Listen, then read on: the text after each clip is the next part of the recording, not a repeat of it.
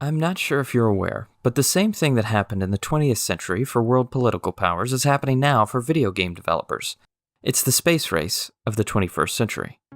Hello, fellow space monkeys. This is the mildly morose man, otherwise known as Dan, or Dan the Man, whichever you fancy. I am here to bring you another thought-provoking video on the new game Beyond Good and Evil 2. There's a long history of video games that take place in space. Think of classic Galaga, Star Fox on the NES, the Star Wars RPGs of a previous generation. Video games have made space their playground for quite some time now.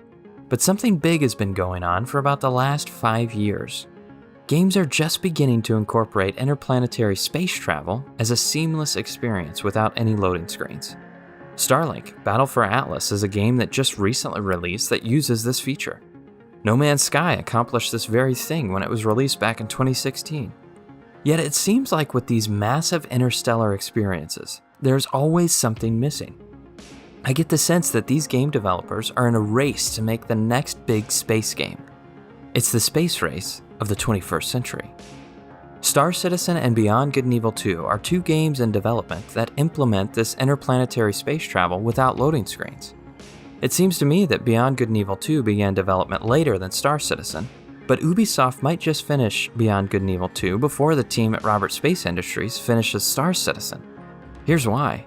Star Citizen is working towards building a whole universe of planets and content. Beyond Good and Evil 2, on the other hand, is working towards building one solar system of planets and content. I remember the first time I saw footage of Star Citizen. The first thing that I thought to myself was, how are they going to fill this world with meaningful content? It's obvious that the smaller scope of Ubisoft's project would make it an easier goal to accomplish. But still, filling a whole solar system with stuff sounds impossible. In a recent development update from Ubisoft, they showed off some more from Beyond Good and Evil 2. The vehicles look great, the dogfights don't seem too chaotic, and yes, you can travel super fast from land to space within seconds. The developers love to use the label space opera to describe what kind of a game that they're building. You see, in the first game, you play as Jade, who is effectively trying to overthrow the corrupt political power of her day. Beyond Good and Evil 1 dealt with some intense themes, and I wonder how Ubisoft is going to keep that strand of Beyond Good and Evil DNA alive in this new prequel. So the question still stands. Will Ubisoft and Robert Space Industries be able to fill these worlds with content? We have to consider one more thing. It's a new trend to allow the intended audience in on game development. We see it more and more with titles that are played for months and even years in alpha and beta states before the games see a full release. But with these space games in particular, it is odd to see a game launch without some large-scale beta to receive feedback from the player base. These games are in super early development. With that being said, I'm sure if an audience is vocal enough, they could actually make a difference in how these next-generation space games shape up. And part of why I'm making these videos is to provide fans of Beyond Good and Evil with an opportunity to be well informed about the game's development so that we as a community might be able to have productive conversation about how the game is progressing.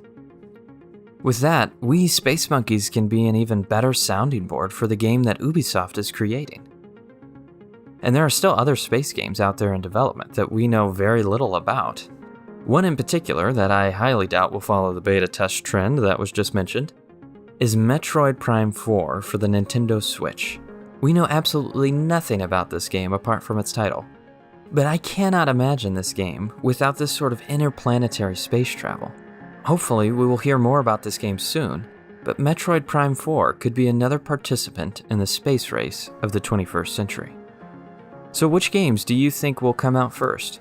Do you think another game like No Man's Sky has already made it to the space race finish line? Let me know in the comments down below. So be sure to like and subscribe if you want to stay up to date on all things Beyond Good and Evil 2, and if you want to hear more thought-provoking videos from this mildly morose man.